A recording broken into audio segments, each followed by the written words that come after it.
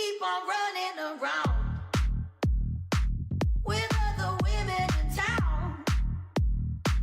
I've had enough of these games. I will be kicking you out. I keep on telling you when you don't come home from nights out. I've had enough of these games. I will be kicking you out. I've had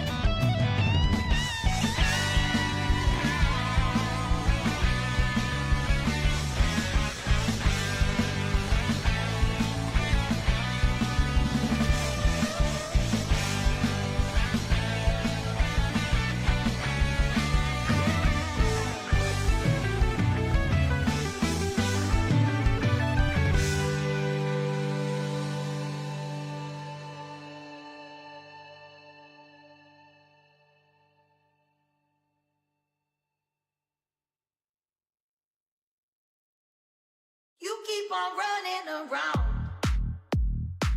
with other women in town. I've had enough of these games. I will be kicking you out. I keep on telling you when you don't come home from nights out. I've had enough of these games. I will be kicking you out. I've had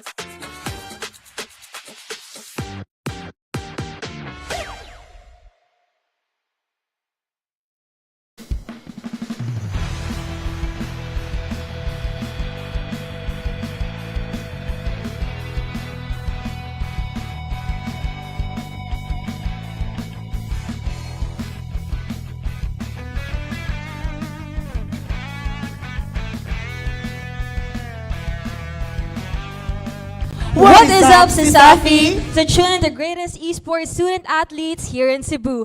This is CESAFI Esports League Season 4, Week 6. Now, previously on the second match, rather, we just had the match between the USJR Jaguars and the UP Cebu Fighting Maroons, where the USJR Jaguars claimed victory over UP Cebu. And Yes, cause I am so interested by that game, and now cause USJR wins that game against UPC Fighting Maroons, and now they are facing another competitors, which is the CDU White Stallions. no, correct ka dyan, cause. So cheer in for your favorite team by typing in hashtag CDU for the win or Hashtag USJR for the win. Comment your love na teams on the comment section down below.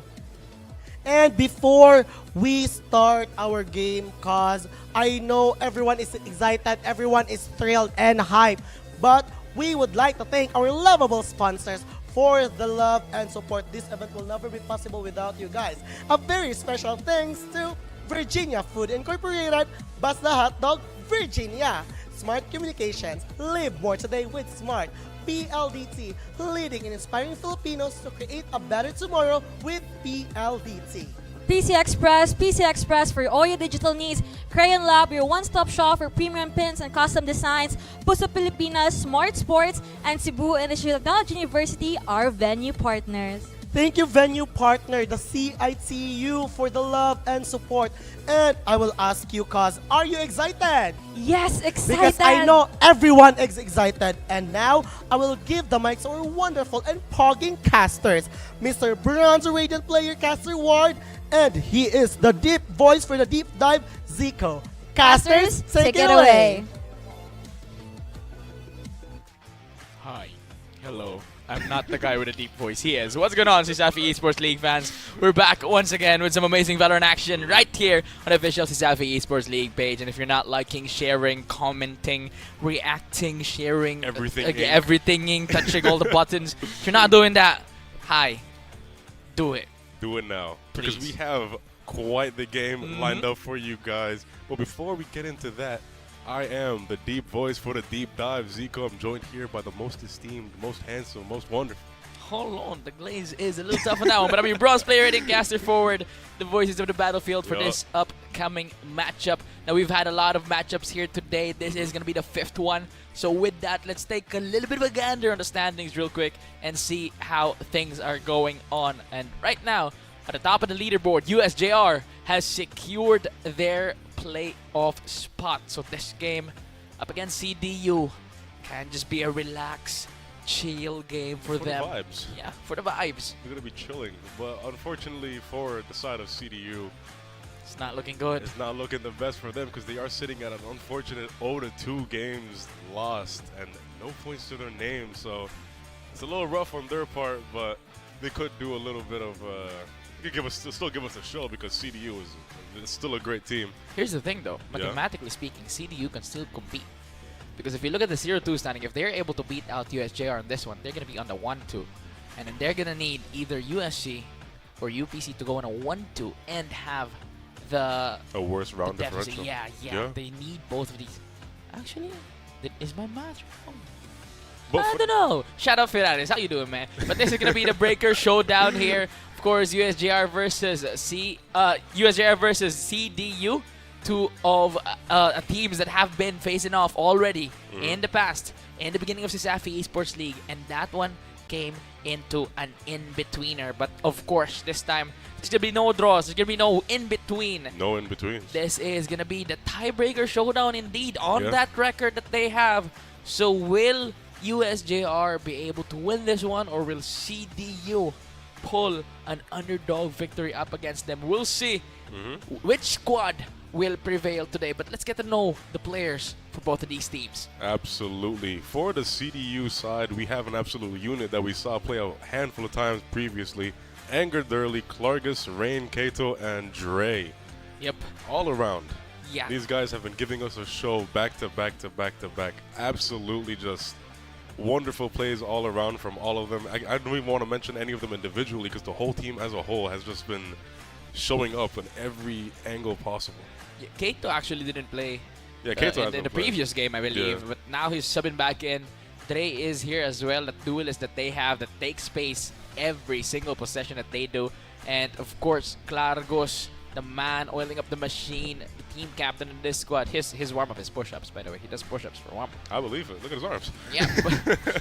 But up against them on the opposite side of the table is the squad of USJR, Omar, Sinokia, Zach, Trick, and Baby. Zach, of course, not my co-caster, Zach, but Zach, the USJR player, has been a unit for the squad. Previous games, MVP as well. He's sitting in the same spot.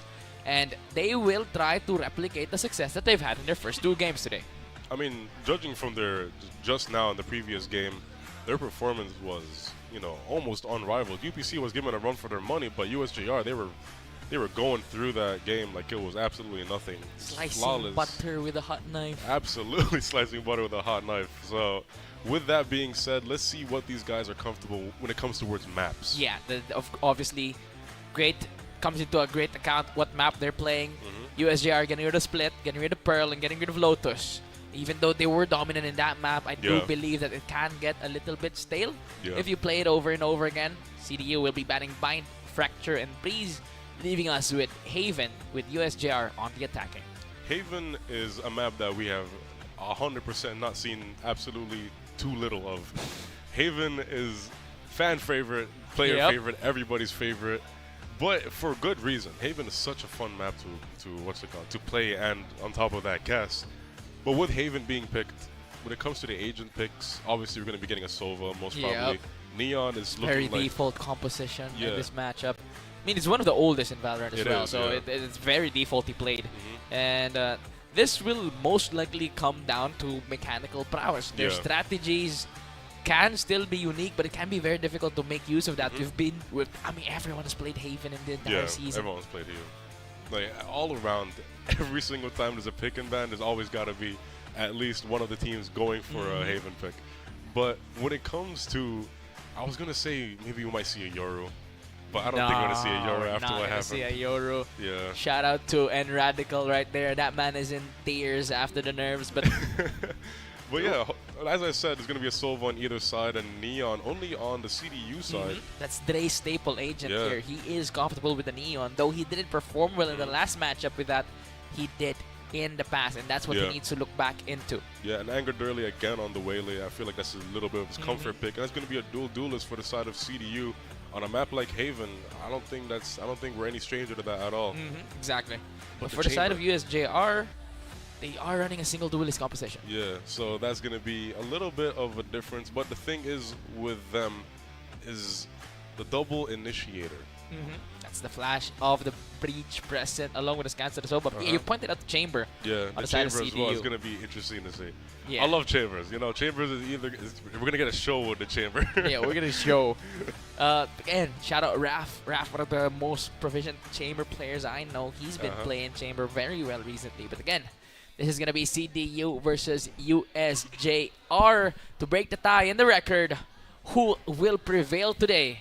As the round begins just in a few seconds, USJR on the wedge set attacking CDU on the defensive. We'll see who comes out on top. On the previous game, CDU have been a little bit more confident when it came to their pistol rounds and stuff like that. But the problem that I've been seeing with CDU more times than not is their ability to maintain and keep space on whether on the attacking side or on the defending side. Ooh. So hopefully they've learned from their mistakes and hopefully they'll make a little bit of a change on that front. Yep, an aggressive push on towards the B side for the USJR squad here. They will take control of it for a little bit, but the refract is used. Now the paranoia comboed with the aftershock to try and take control and delay the retake coming in. Kato from the back already has that rotation. Clargos gets rid of Baby. Trick finds one piece as well, makes it a 4v4. USJR down in HP. Sinokia finds 2. Omar gets one of his own. Dre left in his lonesome here. The spike still not down for side of USJR. They will opt to rotate on towards the A site. And in a 1v4 scenario on the pistol, Dre has all the stacks against him. The dominant streak that CDU had in their pistol rounds, unfortunately, is now going to be falling to the hands of USJR with, like I said, the loss of space. And the thing about USJR is they already have that ability to be taking so much space with just their pure play styles. all these cross angles, all this potential whereabouts of every person. Omar taking out Dre, and the pistol round going confidently and comfortably into the hands of USJR. Yeah, that wasn't even a fight there. Barely even a fight. There was only one guy going down, and just like that, pistol round goes to USJR, and they get the first hand when it comes to the economy and the weaponry. Yeah. And yet CDU, they gotta make their move. They gotta answer back. Yeah, I've seen these guys win their disadvantageous economical rounds. yeah, can do it, it is highly possible for them, but looking at the weaponries for the side of USJR, they're more focused on towards that close combat battle, and that is evident on their positioning in the map right now as well. Going in for the aggression here, Anger Durley tries to find one with a shorty. Unable to punish just yet. Dre finds Trick. Kato gets one apiece as well. The battle for mid continues as Inokia and Zach gets a piece of their own. 3v2 now. Dre caught with a saturate, and it's Inokia with 3K. And just like that, the round falls quicker than it even started. Actually, yeah, that was buy time was a lot longer than the that buy one. time was a lot longer than the whole round as a whole. But SMGs, as you mentioned, the close quarters combat just going straight into mid, no hesitation at all. No hezzy at all. The hinder was it was looking a little rough for the side of USJR for a moment. And then USJR realized, oh, we have SMGs. We can just take out multiple at the same We're time. gonna shoot him. Yeah, we're going to shoot them as much as we can. To Mac dump him. Potential outlaw moment happening in this round. We did see a singular outlaw on the side of USJR. Yeah. You know, here's hoping. Here's hoping. If Raf is hoping for a bandit moment, you yourself hoping for an outlaw moment. It is highly possible here, but CDU will be a little bit shattered here. USJR already taking control. Dre will find Inokia on the flank. Tries to get one with a stun, but no one's there. Just to be secure. But USJR deep in towards the seaside already. Anger Durley pops the refrac. Will get rid of Omar. There's your outlaw moment, Kanjigo. But Rain actually pops it! There it is! Rain finds one through the smoke. Zach will fall, baby. It's one of his own as well. Trick, get rid of Rain on that one. Dre on his own on the side. Spike still not down. They don't have control of it. Baby will fall to Anger Durley. That's a 3K for this man. Not only did I get my outlaw moment, but see, you got their first round. I think most people are happy this time around. And with that, many casualties, especially on the side of CDU. So it's looking good for their aspect when it comes to the economy. Really nice early picks from Dre as well. A little bit of a lurk coming from him. And with that, confident weaponry all around across the board, but USJR is going to be a little bit of a meticulous situation, especially with the economy and the potential of that only being the final thing or the final buy if they lose this round. But one thing to note, Omar with a stinger in hand, especially on Whaley, that could be a little dangerous. Yeah, that is tough. That's not what you want to see right now, especially with the aggression that this guy can bring to the table. Yeah. Drones out. Like a character like Whaley too. Oh, there we go. Dashing towards the side. Anger Durley will get rid of Baby. Gotta be careful because there is Omar with a stinger here, but Anger Durley will get rid of him from that one. 3v4. Zach looking for Anger Durley here. Dre gets the timing done. Camera will not spot him out. Zach trying to clear corners as much as he can. Dre has a timing, but it's Inokia who does get that elimination. Neural Theft will be popped as well. Shock Dart used. Kato forced to fall back. Another Shock Dart online as well. Trick will go for the plan. Kato will get rid of Sinokia, and it's Clargos who secures the final elimination and the defuse for his squad, tying it out 2 for 2. A whole lot of patience coming in from CDU. The pressure is trying to be applied from the side of USJR, but CDU is not faltering at all. They're not getting overwhelmed. They're not overheating. They're really just picking their fights and like picking their corners and everything. Very nicely done from them. And when they found out that they had a disadvantage with the Neural Theft being used, they really just, taking their time. The spike isn't down yet, and they barely got down towards the end of the round. But with that, they secure it, and USJR, as I mentioned in the previous round, if they lost that, they're going to find themselves in a very unfortunate situation when it comes to the economy. And just like that, they have found themselves in that exact situation. The weaponry might not be good for them. It might not be good at all with CDU and their full rifles and everything. Yeah, no, this is going to be tough. It is. And it is the silver lining on that, they're on equal footing right now, 2 for 2. So the possibility of thus the momentum swinging into either of their side is still there. Absolutely. And that's what they want to take advantage of right now. With either of these sides, you know, both of these teams, they've been so far and so true, absolutely just showing us, I feel like, just a masterclass on either side. Yeah, and for some reason, when it's up against USJR, CDU just locks in. They just lock in, even though USJR isn't like a, you know what I'm saying, they're also a locked-in team. So even with the lineup that they have right now, a singular bandit and 4 sheriffs, USJR, they could 100% bring this back. So anybody's round all around on any of these rounds. CDU, they do have a very apparent, very apparent, especially with the operator purchase on the chamber, an extremely apparent weaponry advantage. So let's see how USJR plays around, especially that operator, because that's gonna be a little scary. Yeah, no, definitely not what you want to see in front of your crosshair. Someone just crouching, holding it down. Bang, you're done. Just a singular bullet is all it takes, but the thing is, doesn't maybe you could sell it for an outlaw. You know what I'm saying? Just a recommendation. Come on, man. Just a recommendation. You know what I'm saying? Just throw that out there. Yep. But all things considered, I feel like CDU is really adapting to the one flaw that I mentioned that they have is how easily they give up the space early on in the round. And looking at everything that they're doing now, they're really making sure that that isn't, especially with that one round where Dre pushed up towards A main. That was really nicely done from him. He got a pick off and everything early on, making sure that the space isn't too easy for the side of USJR to take, whether he takes it or he gives his team a chance to rotate back into the site without, you know, having a situation where it's unfortunate for the whole team just to be there already. Yeah, don't mind me. I just saw a 6-7 on the minimap. Anyway. Yeah. Yeah. Yeah, they're really the space control from CDU is 100% looking up for them. Hopefully, it's not too late for them to show that into future games. But all things considered, you know, CDU is doing great. USJR is doing great. It's anybody's game at this point. Yeah, and yeah, we do have a tech pause incoming real quick, but that is being resolved at the moment. These two squads been battling it out, and right now, yes, USJR does have that weaponry advantage, but coming into this, still any man's gunfight. Sheriff's pretty deadly weapon in the hands of the right people. Absolutely. The round continues once more here as you go. Stray will get rid of that tripwire. That does give information, but will USJR respond to it? The space control again from Dre is very nice. Dre into C-site. Ooh. Operator shot ringing out, but nobody gets taken out. Scary. Echoing through the halls. They do find information on Omar here. Gets tagged with a drone. Dre could very well be there to capitalize for it, but nothing just yet. Dre slowly inching his way now. Omar there, but Dre will fall back. He doesn't want that trade to come through. And rightfully so, because that's a Vandal, that's a Phantom rather than he's going to drop if he ever falls, but he finds 3.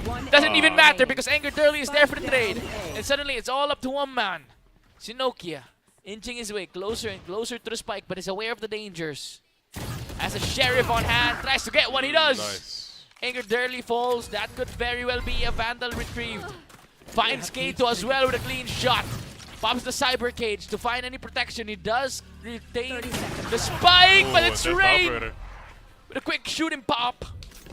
5 HP, but it's all he needs when all it takes is one singular shot from the operator to secure the round for your team.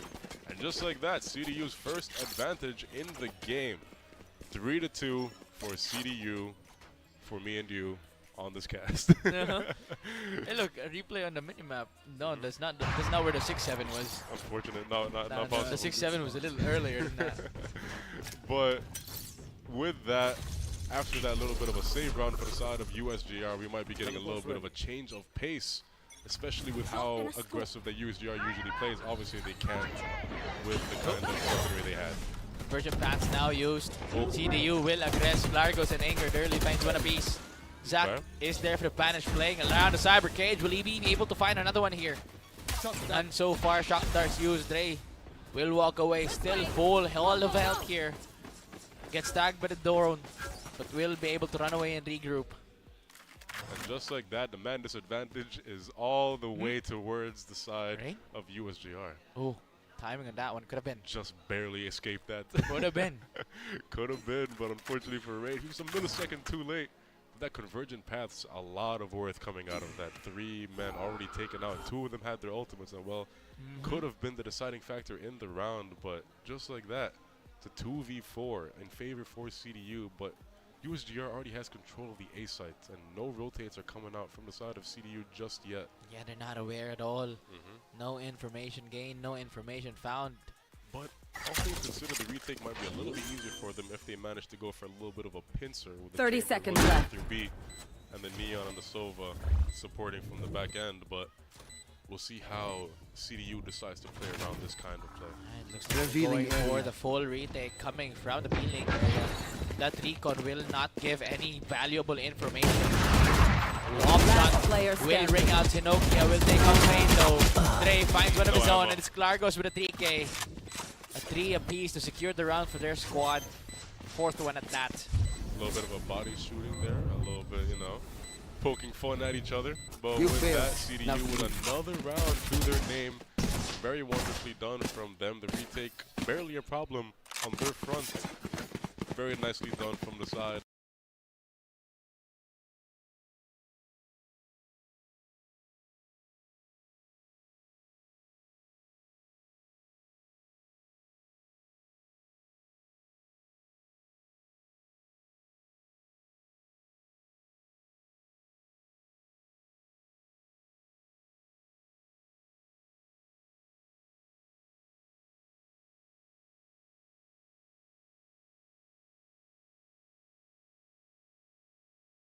Out of USJR because they are at a 2-round deficit.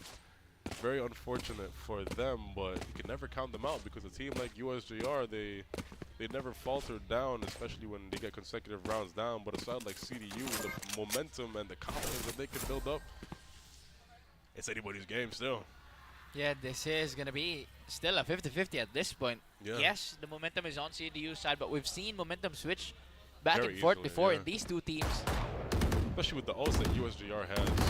They have the Brim, another Brim. They have the Breach. They have the Cypher. They have the Omen. A lot of potential for a lot of plays here. And even the Sova with the Neon ult could go either way. Scanning ahead. The Omen is absolutely deafening me right now. And it might be taking somebody out. Yeah. But they are going for another push on the C side here. Oh, very nice. I'm out of here. Zico POV when he walks into a Filipino door. With a push in towards the C side now, once more commencing as CDU tries to spam out with an Odin, none found so far. If that door frame was a person, he 100% would have gotten him, but unfortunately for him, was not the case. But the spike does still go down, and the control is still for them.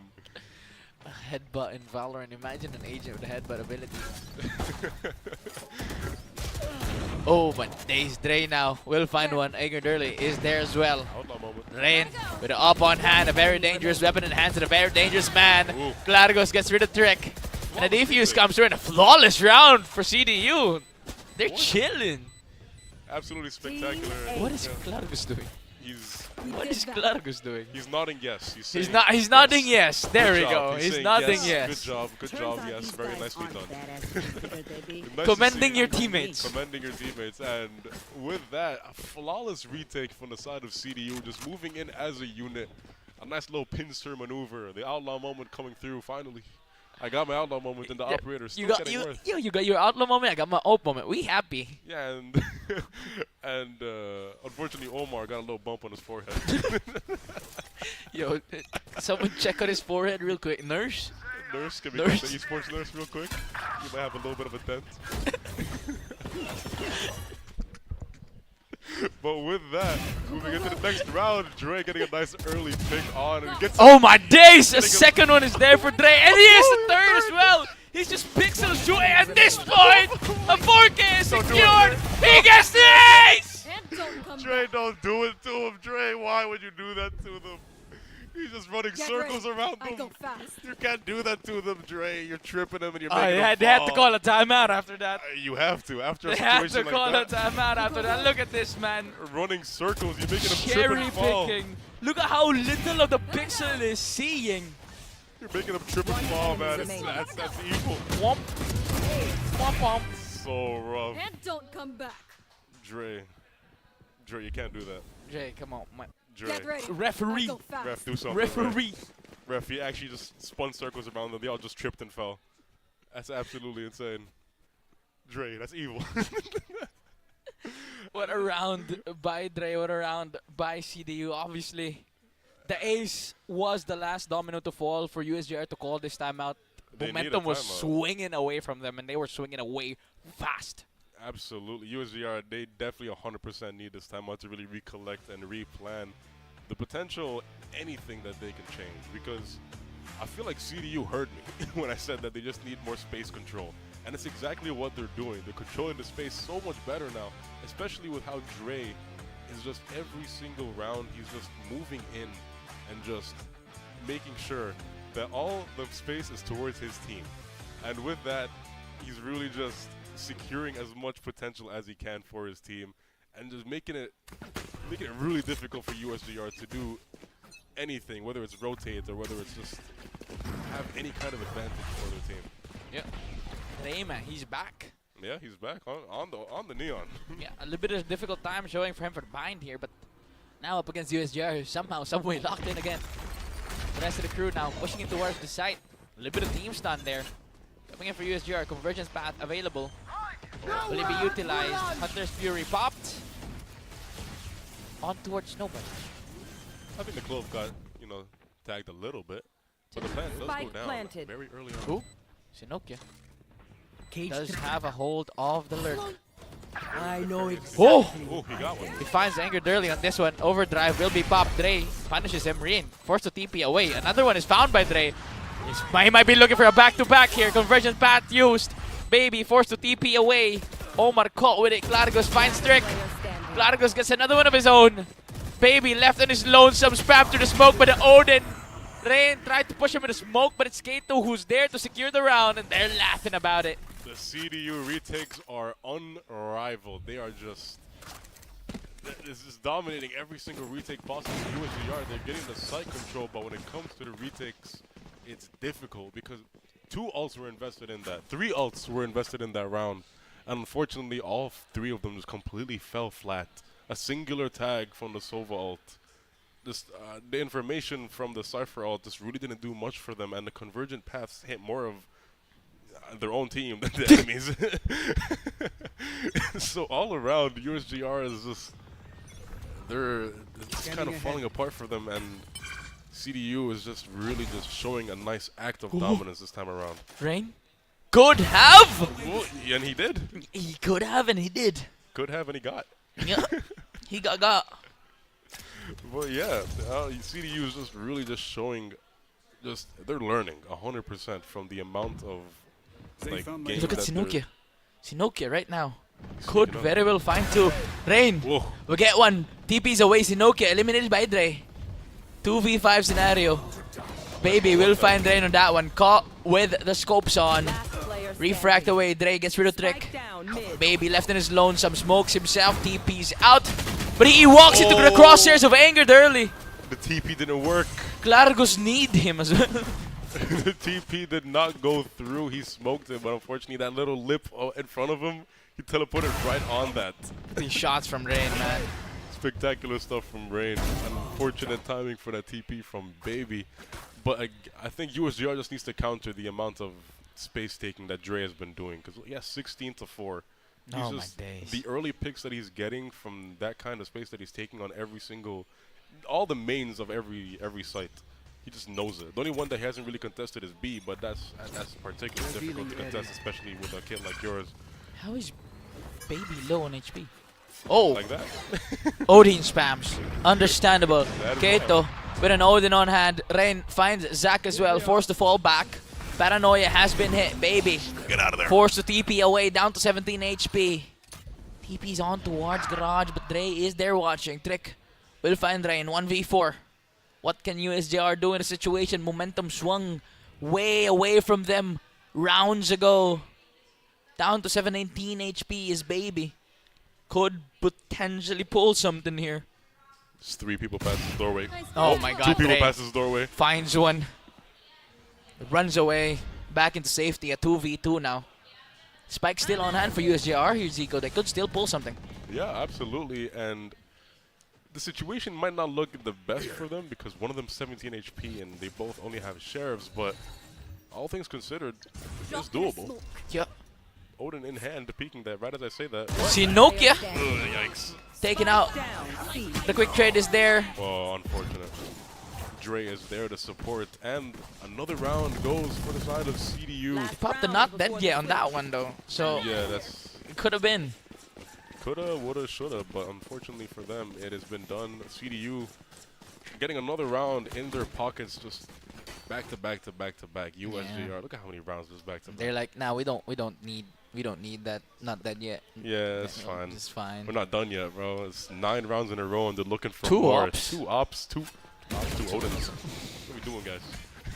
The one-shot loadout. One shot load up. They're really making no space for any HP on the enemy team. Yeah, nope. HP gone. HP absolutely gone, and USJR is looking for a little bit of a garage push this time around. Yeah, they Little do bit have the utilities to push for this. Absolutely. Rain as well, left alone. On towards the seaside, off cam. Dre will get that elimination on Omar. Paranoia. Rain barely catches it. TP is back, gets caught. On towards the Rolling Thunder. Pushed back. Baby finds him. A second one is there for him. And now CDU forced to do a retake with a 3v3 situation. USJR takes control of side. Kato swaps to a Vandal. Clargos will try to spray it down through the smoke. Will not find anyone just yet. Wrap around. Baby has a devious plan, but CDU already in towards the site, angered early. Feeling things. Clargos finds Zack. Sinokia smoked away. Kato will find Baby, and it's all up to Sinokia. You have to peek out of a smoke where everyone's looking at no, you. It's impossible. Nothing much he can do as Nothing. CDU secures number 10 and the defuse for the round.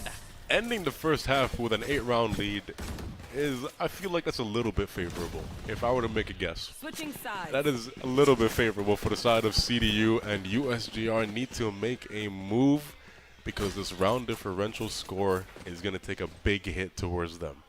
Yeah. Because that's 8 rounds. That's a lot of rounds. That's going to be a big hit towards their scoring, and I don't think it's going to make. Mathematically, it's not going to risk them being taken out of the playoffs. But for the side of CEU, this kind of performance, it might give them a chance. Yeah, and this kind of performance will give them the boost that they need as well. But for the side of USJR, Yeah. this could very well be a confidence hit. Imagine beating out top contenders in the play-ins to fall to CDU coming to the playoffs. This could affect them very well as well. Yeah, absolutely. But USJR, they usually have a little bit of a tougher mentality. So Dre running is it. there, running around. Will get eliminated. The convert will be popped. Slow-mo Sinokia will fight. get rid of him. One enemy remaining. And the USJR will now secure the 3rd round after how many rounds in a row of losing out? That was 8 full rounds in a row. CD. No, that was 10 That was rounds. 10 rounds in a row, actually. Yeah, and just like that, a little bit of a slow-mo fight in the middle of the round. And just like that, USJR secures their 3rd. going to jump and try to... He died. USJR securing their 3rd round. And just like that, a nice advantage for them when it comes to the weaponry. But unfortunately, the round advantage is still extremely apparent. So they need to Yeah. get 7 in a row. But if CDU got 10, USJR... This could very well be just a throwaway round for CDU here. Try to do as much damage as you can, economically speaking, because you are up ahead by so much. Look at this. They're just dashing in towards the site. Baby finds Rain on that one. A trade imminent. Still not there yet, though. Omar will find Angered early. Aftershock used to try and delay. Baby will find a second one there. That was all up to Angered early. Clargos, rather. As Strick gets rid of him. And again, could have been a throwaway round for the side of CDU. I mean, this round they're going to the buys. Yeah, nothing much you can really do with the kind of weaponry that they had, so they just kind of just ran in for it. I believe they didn't even upgrade their pistols, no? Yeah, no, they just went all in on classics, and they did take 1 kill off, so potentially a little bit of a nice hit towards the economy. Already? Oh, come on, man. That's the 3rd round. Potential outlaw moment on either side, though, but I think CDU is really just trying to force towards having that weaponry advantage, especially with how quickly they ended the round's outlaw moment. Why would you crouch peeking on Outlaw? It's one of the no-nos. 10 Has to HP. peek again. Able to bop away. Sinokia on towards the backside. Gets sprayed down. Dre will Yikes. fail to get that elimination. A little bit of an upgrade. Sinokia picks up the Phantom, forced to fall back. Omar will get tagged though. Information gained, the Oh, spams! that's a lot of bullets. It's a lot of bullets and a little bit of damage done as well. Oh, a read by Omar. He is aware and he gets that elimination. Outlaw moment. Rain down, outlaw moment. That's 2 in a round. That's the 4v2. most they've had. This is CDU's buy round, by the way, so this could very well be tough for them. Yeah, absolutely. If they lose this, that's going to be a massive hit. Oh, Kato got in a tough spot there. Glargos will get rid of Baby. You don't want to swing this. Zach Oh, will fall to Glargos as well. 3 outlaw Omar moments. secures the third with that outlaw on hand. A 1v3 scenario, 34 HP on Glargos with a Vandal on hand. He's just making noise on towards B, trying to destroy that cam, but he does get tagged. He misses it. How do you miss it 3 times, man? Breaks the tripwire with a shock dart. Using that info as well. Sinokia could very well have the rotation here from the back. Secures the That's round exactly win what for them. Very nicely done from the side of USJR. Despite them having the weaponry disadvantage and being on that bonus, they still prevail. That's 3 outlaw moments in Bang. 1 round. That's a replay on one of them. 2 of them. Bang! I love my outlaw moments. It's such a satisfying weapon to use. And just like that, he upgrades from an outlaw to the big brother. Big brother. The operator. He upgrades from Zico to Jinji. Zico to Jinji action right here. And we have another Odin. I Of feel like course. they're getting a little tired of the... Oh, wait, he picked it up. He picked it up. Yeah. He was able to pick up the Odin from CDU, who bought it on round 3, by the way. Round 3. It's a bit crazy, especially with the economy that you're in. That's not what you want. An Oh, Odin on the bro. hand of Zach. But Glargos will punish him for it. Stuns come through. The dash in towards the side trick. Forced to fall back. He's caught with it. Not checking. Dre will fall. Rain has the trade, however. 1v4, 3v4 rather. The Odin is picked up once more by Rain. The spams on towards CT to try and deny. Gotten rid of all the bullets possible. They're down to 5 HP, but he does have a Vandal on hand now. Spike is down. Clock ticks towards the side of CDU. And suddenly they have the man advantage. They have a Hunter's Fury to work around with as well. Sinokia holding at the operator, trying to find some value. Paranoia used. Drop down. Kato finds Omar. Angered early with a judge. Will find 2. Will they retrieve the op though? That's a thrifty round for them. I think they're just choosing to leave it. I mean, you really kind of don't want an opponent attacking. That is very true. And in this kind of situation, very nicely done from CDU on their economic round. Really just with very confident, all their fights are just confidently picked off, I playing just off realized how quick the draw on the Headhunter was. He missed the martial shot, picked up the Headhunter and snapped the instantly. head. He tagged with the martial shot, but it doesn't matter. The Headhunter hunted the head, and he got hunted. Bars. Bar straight up from Mars, man. Dre just flying Doesn't in. care, man. He's just in that. Stuns will force him to back away, though. The rest of the CDU squad still not there. Waiting, buying their time, trying to find the timing. But again, they do have a big round lead. And as of right now, I believe they have the weaponry advantage as well. Just taking their time, waiting for the right moment. They are buying this all they need. Kato will get the first engagement. Tags are done. Drone used. Information gained for side of USJR, but CDU still here. Still buying their time. Still waiting for a moment, waiting for a miracle. Mirabel, hi, hello. Dash in towards the site now. Already on towards the back. Ooh, Dre nice flash. will fall. Zach will find 2 of his own here. Now it's already a 2v5 scenario. Rain will get rid of Sinokia. Angered early with a Vandal on hand. Walks away, but it's Zach securing a 3k. Rain could have a timing here. Gets caught and a spam with the Odin. That was a lot. I don't know what you could have done in that kind of situation. 2 stuns going towards you. A stun, a hinder, and an Odin. You know, I live that, me personally. Here's what I would do. I just live. I'll take 4. Fair enough. But with that, even though USJR is having disadvantages all around, they had to opt for close range fights that time around. And despite that, they still won the round. Very nicely done from them. Really just working with what they have. The utility usage was very nice. Dre trying to be as aggressive as he can be, but Trick really cutting him short with that really nicely timed flash. By the time Dre slid in, It's gone. Omar regressing with an up here on towards mid. Could be punished, but nothing yet. You want to play? Let's play. Oh, it's time. The Frenchman has pulled the baguette. The Frenchman has pulled the baguette indeed, and he's looking to make a sandwich. It's looking very rough for the side of USJR if they pick the timing incorrectly. Rain with the Tour de Force online. USJR scattered away while CDU buys their time. Dre will cause commotion on towards C. Don't mind me, I see another 6-7 on the minimap. They're right next to each other. It's really hard to ignore. Guys, look at the top left on the minimap. Don't worry about what's happening on the screen right now. For the side of CDU will now aggress in towards the site. They take control of it already at the back anchored early. The rest of the squad will offer the plant. Kato will get it down. That Tour de Force, the baguette and the Frenchman still online here for CDU. So still very dangerous. But that is an up versus a Tour de Force. Convergence Bat is online for USJR as well. Looking for the timing on this. Could it be? Should it be? Would it be?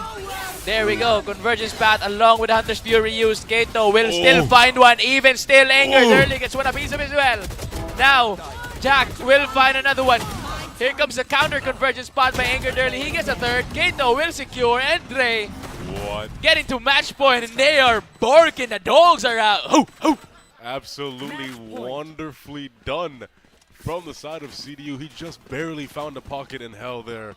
And just, I got your back, Kato. Kato, you may have been hindered, but I'm here. He was exactly there, and he just absolutely secured the rounds for him. Very nicely done from him. All around, great round for CDU. Getting the plant down and really just not faltering in any way, shape, or form. No matter the ultimate used for them. And the counter convergent pass, very nicely played, very nicely timed. A lot of damage on Baby very early on. Yeah. Not what you want to see when the enemy team is a match point, man. Hunter's Fury used early as well to try and deny, but nothing yet, Baby. Oh, doesn't matter. Even down to 10 HP, will find one. Still finding value with the Stinger. No upgrade. Paranoia used, and down the rest of the USJR will try to prevent the plant on C. Glargos finds one, Dre gets rid of Baby. A 3v3 scenario could close out this map. Glargos with a 3k, and it's all up to one man. No! Glargos denies, secures the fourth, and a win for CDU. They're laughing about it. They're having a great time. And for some reason, when it's up against USJR, CDU is championship contender. And maybe USJR is a little tired, though. They played really well last game, but despite all that, CDU, we can hear their laughs, we can hear their rejoice, we can hear their happiness, and you can see it on the screen. That was absolutely wonderful from the side of CDU. Very dominant game, 7-round lead, really securing the game for them. Very nicely done all around for CDU and USJR. They played really well. They gave us a show, man. Yeah, and you know how I knew Dre was back this game? How much he's sliding in, man. Yeah, during one of the breaks, right? We were sitting, we can peek through them through the TV, right? Yeah. He showed his plushie and he waved at me. I was like, yeah, we good. Yeah, we good. That's his good luck charm. Yeah, and that was indeed what a battle, man. What a fight. Absolute war. USJR tried their best, but that CDU, what a squad this team. We've seen a lot of potential from them, and they closed their season with a bang. Unfortunately, obviously, mathematically, even with that win, they are no longer contenders with the playoffs. But man, what a way they will be remembered. Your debut season in CESAFI Esports League. Joy. I am looking forward to their run next year, and I am looking forward to what they can do after they experience the blast of Season 4. Yeah. But with that, right now, we have our host, Keisha, on the stage with Dre to do a little bit of an interview, get a bit of an insight to the team that ended their season with a giant bang. USJR. But before anything else, let's give a round of applause and recognition to the USJR Jaguars for giving it a fight. Now, both teams came into this matchup ready to win, but only one team stood tall and dominated the match, and that team is the CDU White Stallions! Woo! And here with me is the most valuable player of the match, MVP of the match, Dre, with 22, 10, 6 KDA and 329 ACS. Woo! Now, congratulations once again, Dre. So now this is your first season, your first play-ins campaign. So what is it like? How is it like breaking the momentum of USJR's winning streak today? Yeah, I think it feels really good since we also have not won today. We lost our first two matches, and what we just thought was let's just go out and have fun, and the people in front of us are very good, so we really have to bring our game, and that's what we did with our team. Oh, congrats, Dre. Yeah, that was really a hard-fought win, no? So, how is it like, with that being said, how did you manage to lead your team in the battlefield, being the MVP? For me, I just went off with my team's vibes. Like, they just said, let's have fun, let's do this, and I said, okay, let's do it. If we win like this, then we'll win like this. So yeah, the way I just led the team was, I think we just went in to have fun, and that's what we did. And the CDU White Stallions really did it.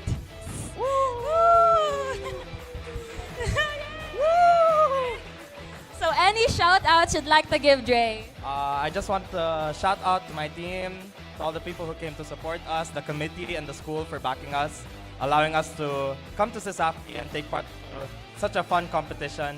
And also to all the loved ones or relatives, our girlfriends, and especially Ma'am Vestel, the coordinator, for who actually let us join here. So thank you once again, Dre, and congratulations to Dre and to the CDU team and to the whole CDU community. Back to you, casters. Thank you so much for that, Keisha, and thank you so much, Dre. Congratulations to the CDU boys. You guys did great. What a matchup. What a gameplay. But unfortunately, it is the end of the season for them, given that they have just mathematically unable to compete. But man, this guy, Dre, first player I talked to in this CDU squad, very chill guy. He's here to have fun, and he did show up when they... I think it was the pressure that got to them in the first two games now. Maybe. It might have been. When the pressure was gone, they showed up, and they showed up big. 22 and 6. And this team was a highlight reel in this matchup. Look at that quick scope from Rain, man. This was just a CDU masterclass, a preview of what they can do and a preview of what they will do down the line. It's been nice having them this season, but USJR is still going in towards the playoffs. It's been amazing having them this season.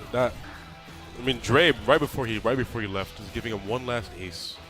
One last touch. Here it is. This is beautifully done. Beautiful ace, man. Pixel peaks on every single Bang. Crondolium on the enemy team. What? Just showing us the most spectacular show. Just every single what? Crondolium, my brother.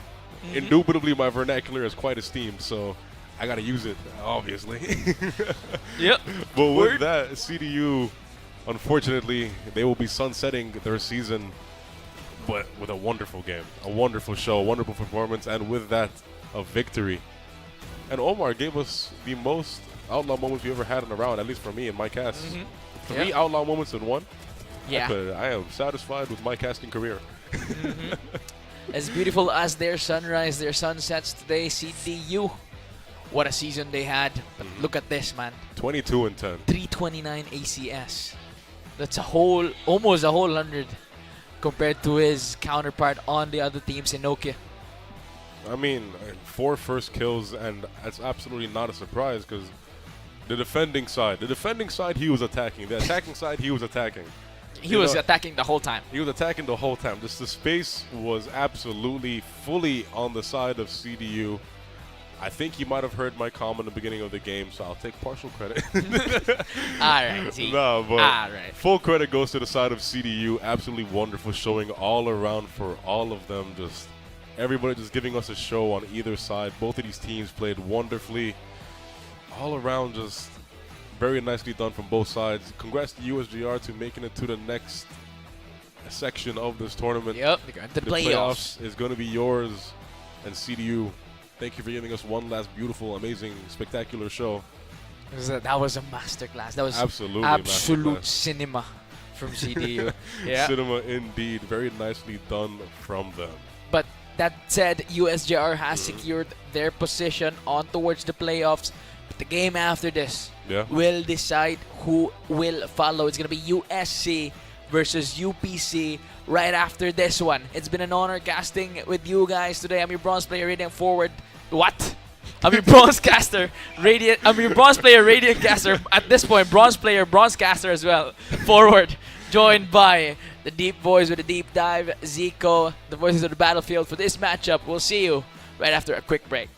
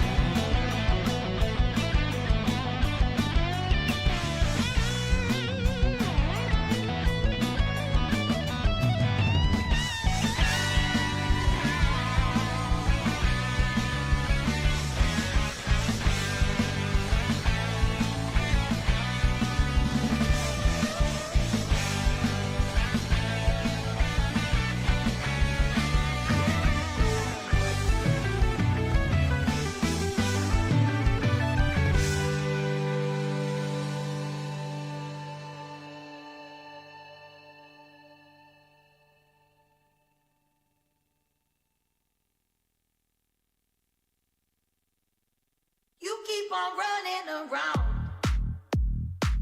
with other women in town. I've had enough of these games. I will be kicking you out. I keep on telling you well. You don't come home from that town.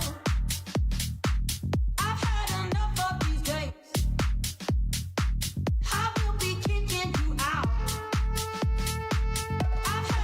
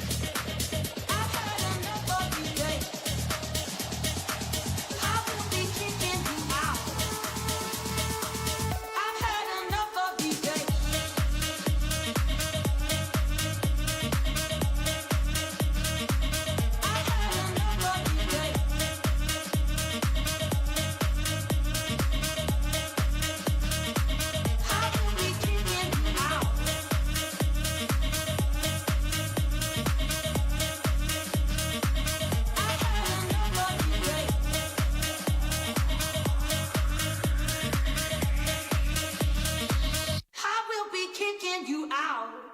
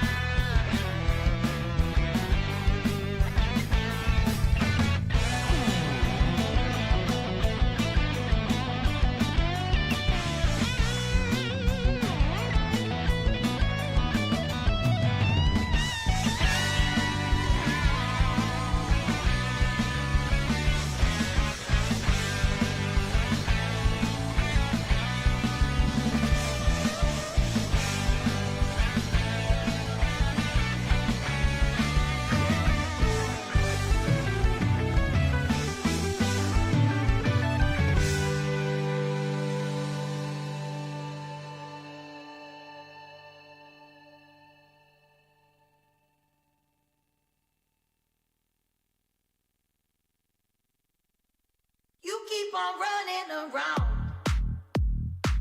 with other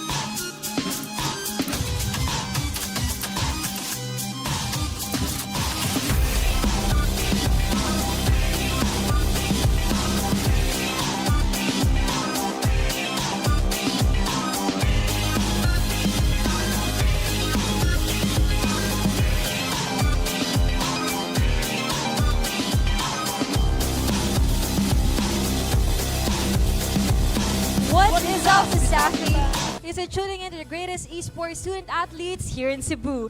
This is CESAFI Esports League Season 4, Week 6. This is your host with love, Cause Ren. And this is Kezia. Now, previously on the match between USJR Jaguars and the CDU White Stallions, the CDU White Stallions claimed victory over the Jaguars. Right, Cuz? That was very unexpected, Cause, because alam naman natin na ang USJ wins ace this game of 2-0 and CDU pins them down. And now, Cause, we are witnessing another matches for today. This is a battle between USC Warriors against UPC Fighting Maroons. No, correct ka dyan, Cuz. So cheer in for your favorite team by typing in hashtag UPC for the win or Hashtag USC Warriors for the win. And comment down below ang gusto nyong manalo sa comment section. And Cause, before we start our game, we would like to thank our Hinigugmang sponsors because this event will never be possible without you guys. A very special thanks to Virginia Food Incorporated, Basta Hot Dog, Virginia. Smart Communications, live more today with Smart. PLDT, leading and inspiring Filipinos to create a better tomorrow with PLDT.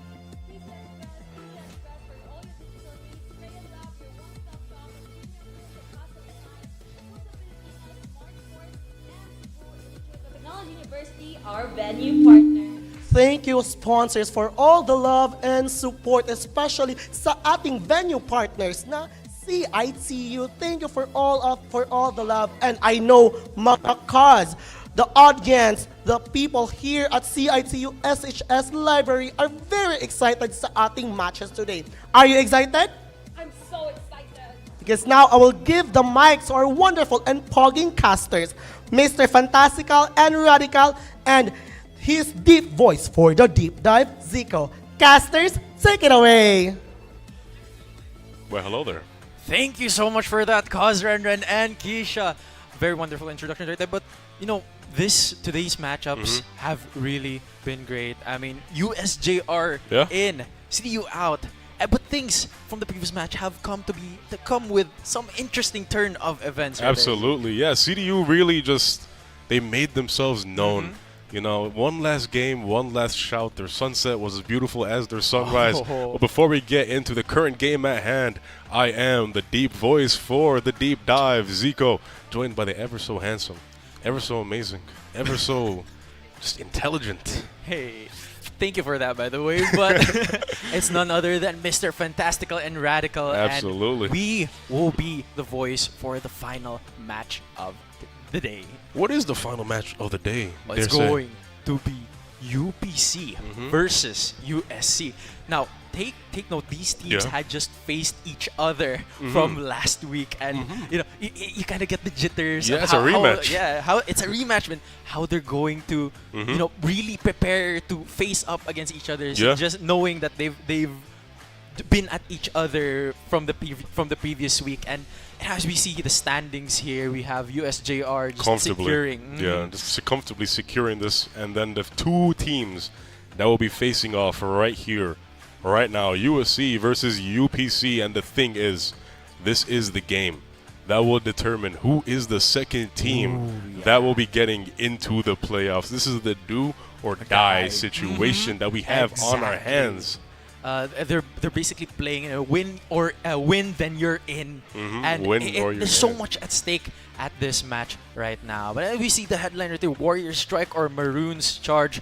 Both the players of the field, the Knights in shining armor, absolutely, and the cavalry to back it up. But who will have the last stand? Who is gonna win this war? Who's gonna win this charge? Who is gonna go through with the playoffs? Charge. We're going to wait and see. But the thing is, as we mentioned, this is a little bit of a rematch. Yeah. And the thing about both of these teams' play styles is the fact that UPC, they like to be a little bit more. They like having map control. They like having methodicalness. And they like having just a little bit of organization to their pushes. And USC, in a sense, they have the kind of counter play style. Yeah. You know what I mean? Because they like to play off of context. They like to be a little more patient and then play off of what UPC does. And they kind of clash with each other because there's going to be situations where UPC's playstyle is going to be a bit more favorable, especially in the fact that, you know, they're going to be in defense and stuff like that. So they're going to be taking control, and if USC stays on the back lines a little bit too long, a lot of that map control is going to fall flat and go towards the side of UPC. Exactly. And it's just basically a rock, paper, scissors between Absolutely, the two yeah, teams. that's the best way to put it. They have to make the right decision, exactly as you've mentioned, in order for them to create the momentum they need. Yeah, absolutely. Because, I mean, you said it best. You said it better than me. It's going to be rock, paper, scissors. But moving into the team lineups, we have USC, Kimi, Hanzi, Kasaki, Achu, and DJS. This is the lineup that we saw previously and earlier towards the game of CDU versus USC. And everybody was just playing prime time classics. Everyone's just doing their thing. Everyone's just playing wonderfully, leading them to their victory, putting them in this situation. And I mean, this is going to be a sight to behold because both of these teams are absolute units. And like I said, their play styles are going to be quite, you know, head-to-head, forehead to forehead. And these guys, mechanically, they're going to be really nice, which really goes hand in hand with their contact pick play It's a style. beautiful mayhem. But up for UPC, we have Aggie, who's really been heating up. Absolutely. As well as been the constant variable for his team, just really securing those angles, as well as Carling getting those cheeky angles that really put his team at an advantage, as well as Kramen and Stein with a beautiful clutch plays, and Kramen with his shot calls, just absolute marvel for the team of UPC. Absolutely. UPC has been on an absolute beautiful roll when it comes to their plays, their picks, their all-around just confidence when it comes to their play styles and their team formations. Yeah. So UPC is going to be quite the opponent for USC, and we saw from the previous weeks it was exactly that. So whose play style is going to be more dominant this time around? And it's going to be depending on the map as well. We're going to see the map veto in a second here. The contact versus the organization and the construction. And we're going to be seeing Haven. Haven again. Two Haven games in a row. Very execution-heavy map. Very So execution-heavy. how do you think this read is going to be played out, Zeke? This, you know, in the context of how both teams play, with the rigidness of USC's play style and the very frugal mindset coming in from UPC. Now, the bans are going to be... It's going to be interesting to see because I feel like they might be counterpicking each other. We'll see them in a split second here. And I'm pretty sure the picks and everything are going to be more towards the fact that they want to favor their play styles. Oh, yeah, exactly. Right? And for the side of USC, as I previously mentioned, they like to play off contact. They like to play off mechanics. And they like organization and stuff like that is more towards the UPC side. And as we can see, USC banning Pearl, Fracture, Split, with UPC banning Breeze, Haven, and Bind. And we're going to be seeing a Lotus play. Lotus play. Oh, I think it's going to be a very noisy map. Absolutely. Especially with 3 sites and the very noisy door, the rotating doors. Absolutely, yeah. It's going to just give away where you are. Any kind of step that you make on this map, it is 100% going to be giving away where you are. And this map is a great balance of both execution and, you know, favoring the kind of contact. Both of these teams are really going to be flourishing. Yeah, they're going to be really flourishing. But it is I want to note, USC did pick this map, and USC also picks the attacking. They win the coin flip, they pick the side, they pick the map. Very nice for them because now they have the advantage of being in their most comfortable situation very early on into the game. And it's going to be really good for them, and we're going to see how good they can, or how far they can really push it towards their side. And as we see here on the community poll, the question is who will win for this match? Is it going to be A, hashtag USC for the win, B, UPC for the win, C, Casters for Radiant? Unfortunately, I'm just my peak was plat, and right now my peak was gold 1, man. You're good. My peak was gold 1. I'm not in the position to really be like, you know, but one day. Yeah, but last but not least, we have something that really encompasses CESAFI Esports League, and that is We Forge Legends. And we Hey, absolutely do. I mean, we've been seeing some crazy plays all around, and some insane plays. Insane is an understatement. These guys have been on a roll, back to back to back, just really showing us an absolute masterclass on every single play style possible. And the variance that we see within these teams, very nicely done from everybody all around. So you know, one can hope casters can hit Radiant. So if you voted for C, we appreciate that. I mean, the closest we have is Ferraris. Yeah, that is true. He did peak pretty high up. But, you know, all things considered, we'll get Radiant eventually. But Hopefully. Back to the topic at hand, UPC versus USC. We can't iterate this enough.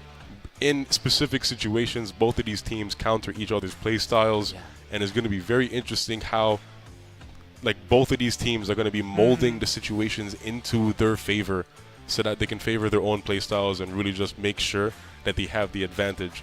But on a map like Lotus, it might, in a sense, be more towards UPC due to the fact that Lotus does have a lot of potential to really favor the more patient and methodical and organized kind of play styles. But there's a lot of situations, especially towards A and C dunes, those could be more mechanical heavy. Those are definitely going to be more mechanical heavy. Yeah. And, it's going to really require UPC to play off each other more. Yeah. And they've found some success with that, especially with the previous games, but they just need to be more frequent with those plays. Absolutely. And another thing to mention about this map is the fact that space taking is very important. Oh, yeah. And we might be seeing Neons, we might be seeing Vipers, a lot of Omens per chance. Aggressive plays from both sides. Absolutely, especially towards the A side, right in front of doors, that wall, that's going to be highly contested because control of that area, especially if you're on the defender side, is very, very favorable. So it really boils down to whoever can maneuver their way who outside can get there first. The chaos, Yeah, there's going to be a lot of walls, a lot of smokes, a lot of nades. I feel like my predictions for lineups, we're going to see a Raze, we're going to see a Viper, we're going to see a Neon, a Waylay is 100% possible. Waylay for like those the fast contact and the saturate to disrupt. Absolutely. Yeah, a double duelist with a Waylay is very much... I'm going to throw it out there. Yeah. Waylay Neon.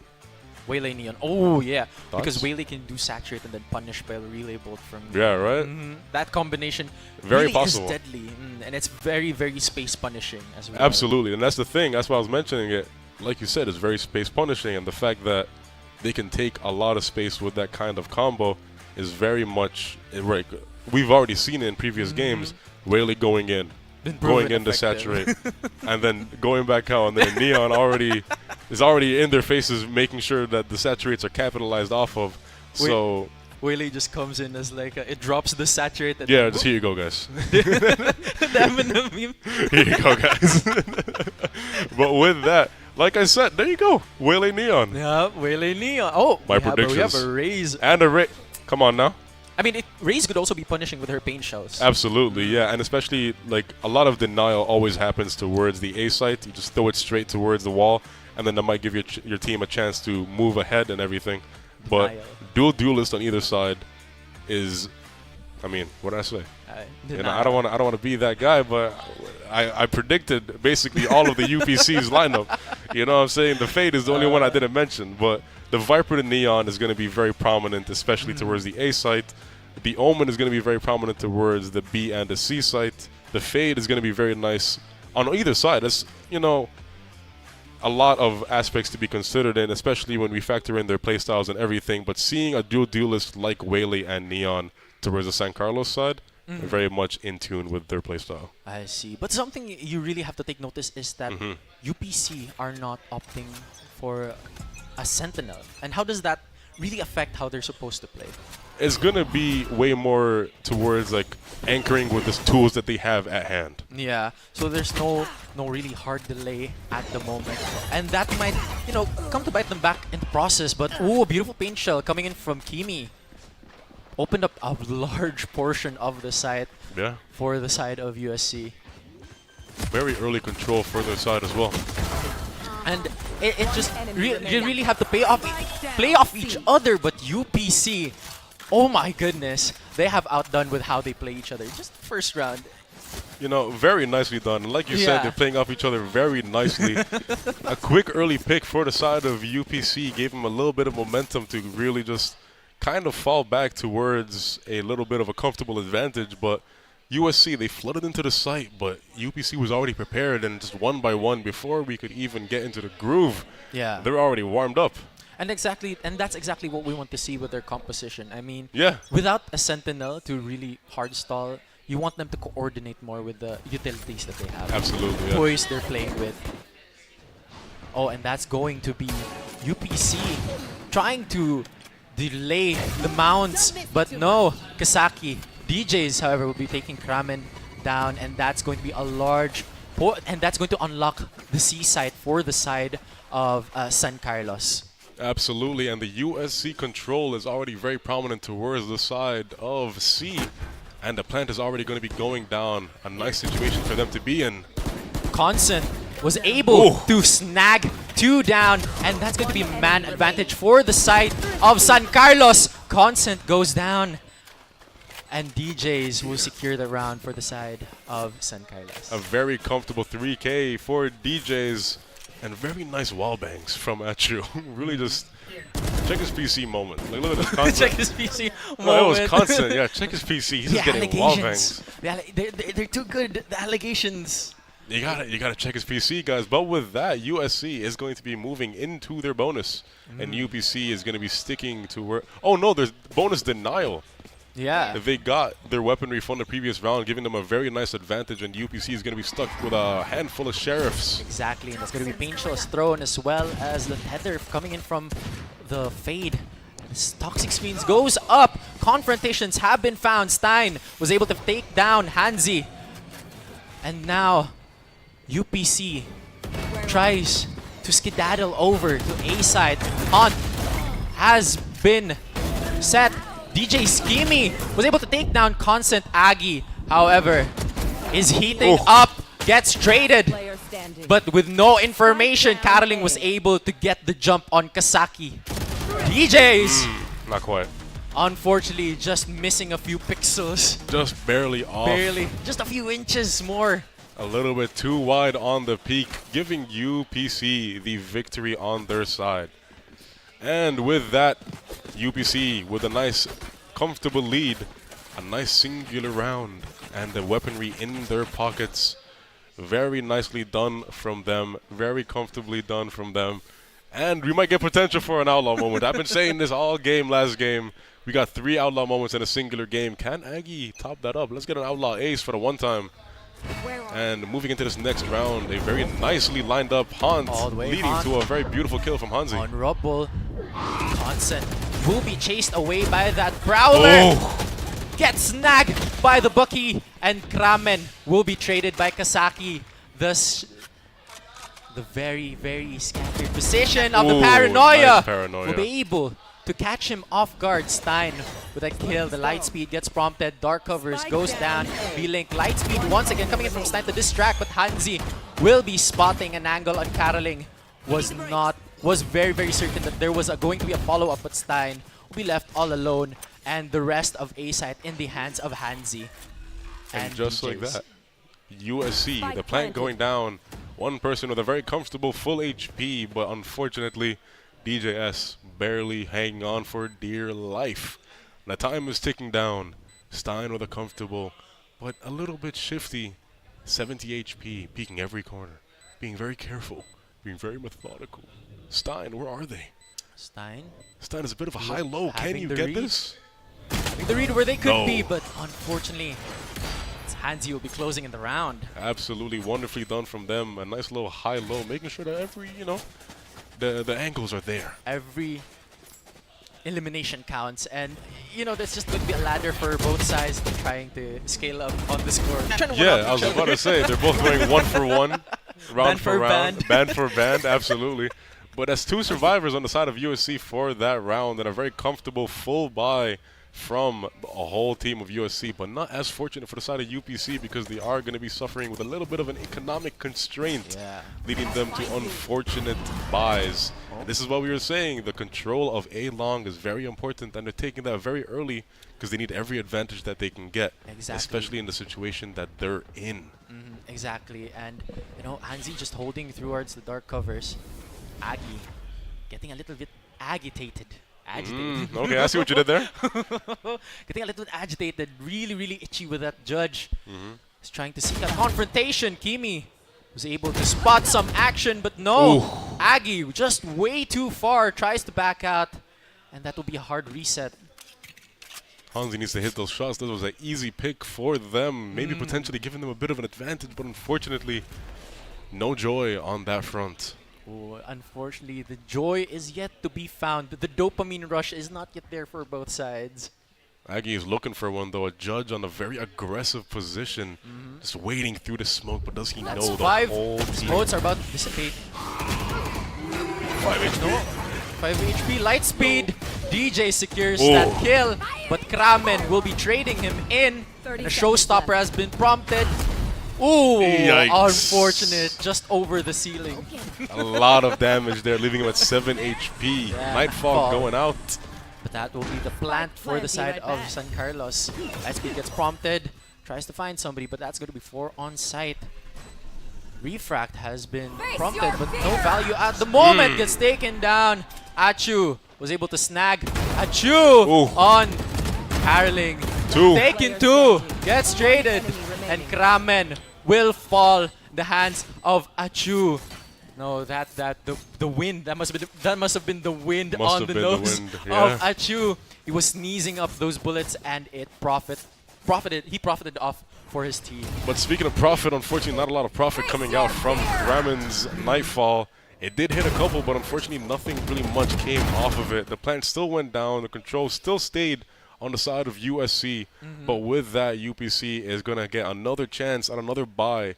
But USC is still stacking up their cash, still very confident with their weaponry, and they do have... Let's play. I was just about to say, it's time to play. The Tour de Force is getting pulled out by The Viper's Hanzi. Pit.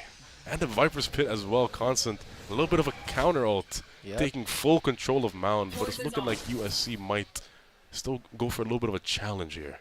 It's going to be a little bit more of a pickle for them at the moment, considering Vipers. You know, Viper's Pit kind of looks like a pickle. But no, DJ just was like that. able to contest that. Hanzi with a tour de force will be eliminating Kramen. Dark covers go down the curtains, but no, DJs is out of the show, and now it's going to be San Carlos on C site. Very nice position for USC to be in.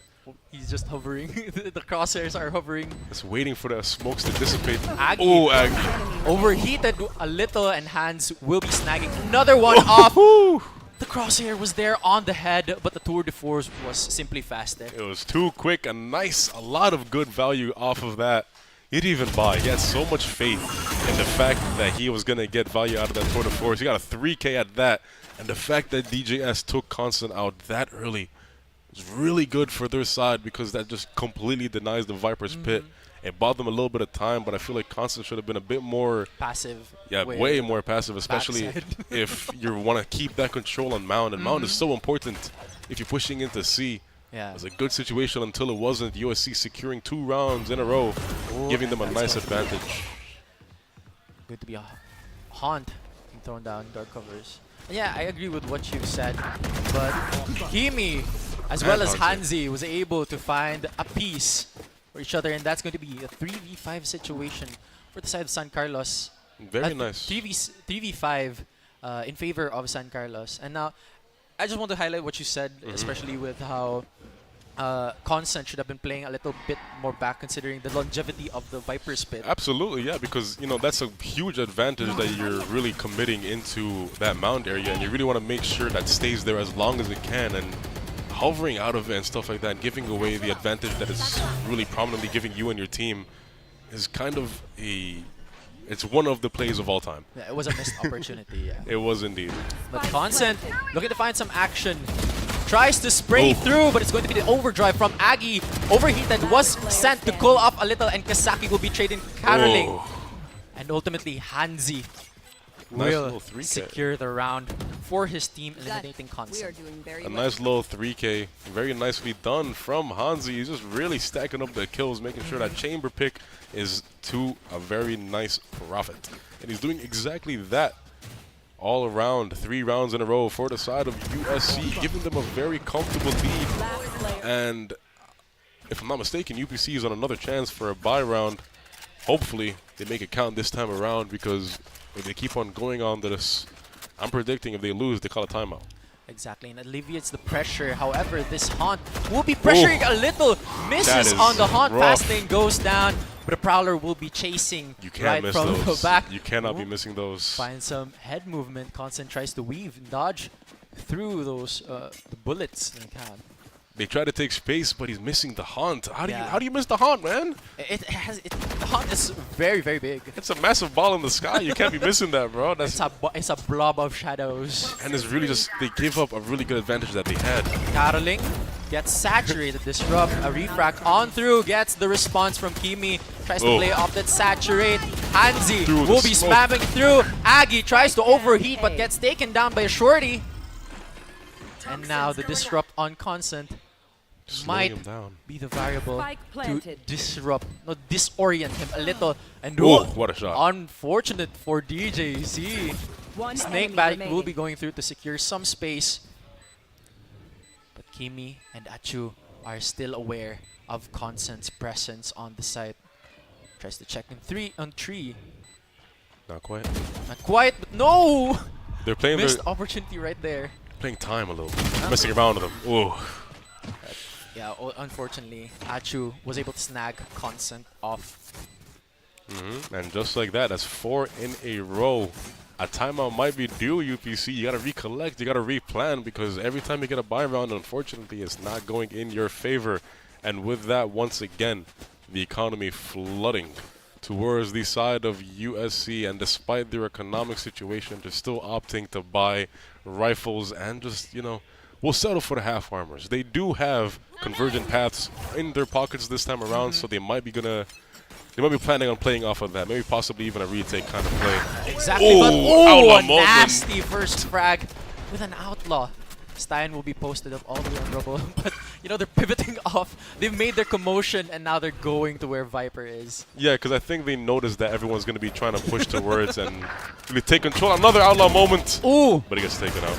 Yeah, gets the response. Paranoia goes down, tries to back away. Constant giving the space, but no! Kimi says no. Constant will not constantly be on the area right now in the game. But the quick trade, Kimi falls to Caroling. And, you know, just trying to pick off one at a time. They shouldn't be given the isolated plays. Caroling away, trying to take some shots at the enemy team. He gets hindered, and just like that, maybe going for the knife, but DJS doesn't get there in time. True. With a nice little headshot to the face, securing yet another round for the side of USC. And with that, a comfortable 5-round lead, a double outlaw moment from Hansi. Thank you very much for that. Ooh, bless you, Achu. Bless you, Achu, indeed. Really making his mark in this game, and it's looking really rough for the side of UPC.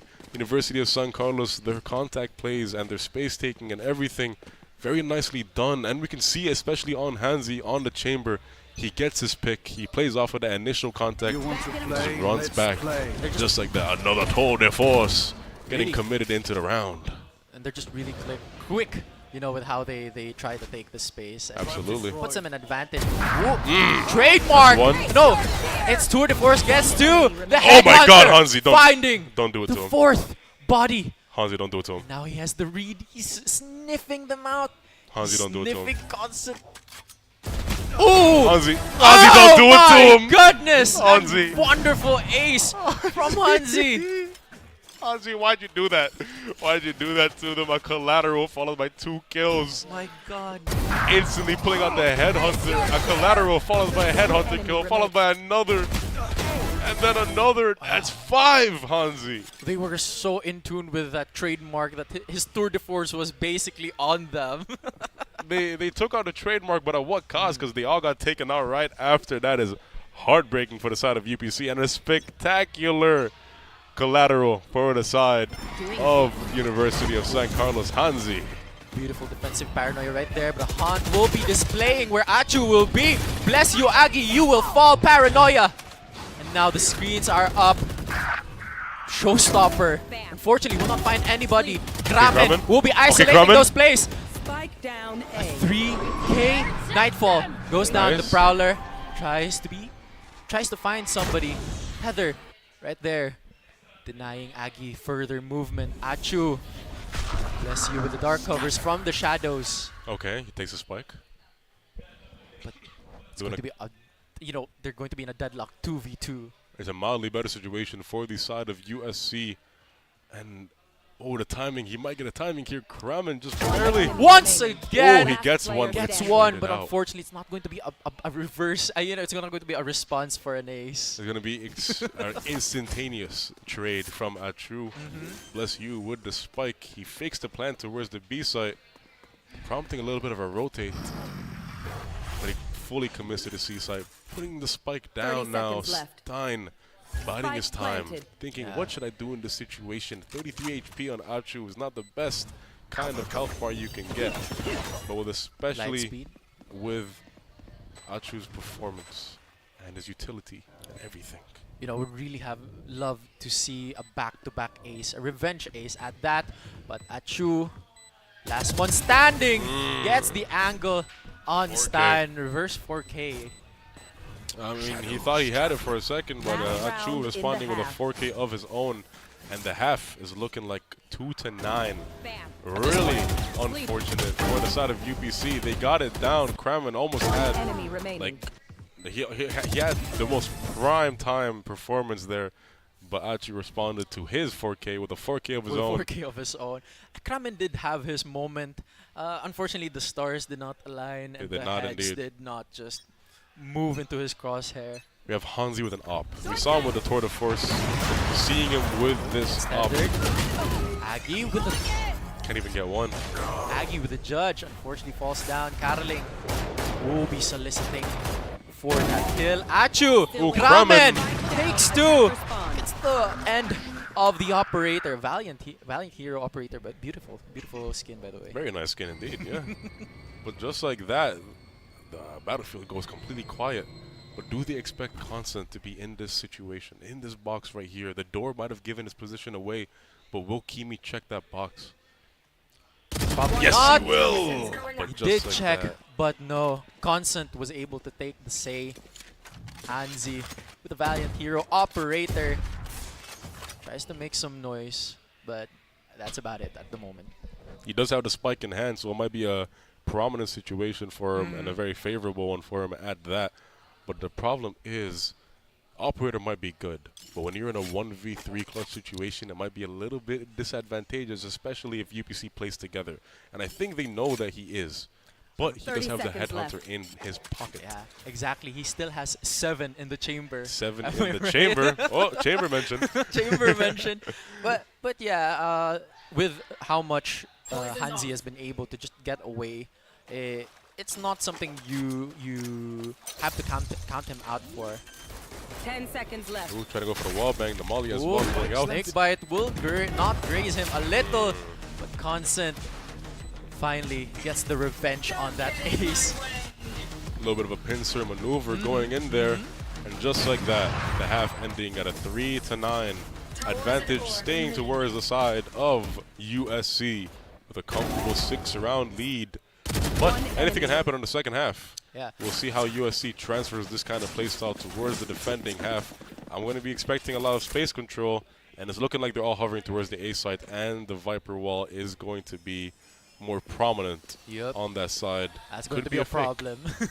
It is going to be a problem indeed. It could be a little bit of a fake because we do see UPC hovering towards the C site where Hansi is going to be met with a potential full family gathering on the UPC side. It's going to be a lot of contact plays, especially with, you know, just the nature of Waylay. Absolutely, yeah. He's going to just fly in, do his saturate, leave, and then Aggie's going to be right behind him. Bro is basically just a delivery service for the saturate. Pretty much, yeah. Oh, Hansi trying to peek through a little, does not find anybody. Will expend a little bit of the headhunter, but a relay bolt and trademark delaying paranoia. Hansi decides to smoke. Back out. No! Despite how many times he was trying to weave through, he was still taken aback by that ghost. CESAFI. However, snags one. But no, Valorant timing was there on Kisaki. He was a victim of it, and Aggie capitalized off that. What? That is so unlucky. That pain shell.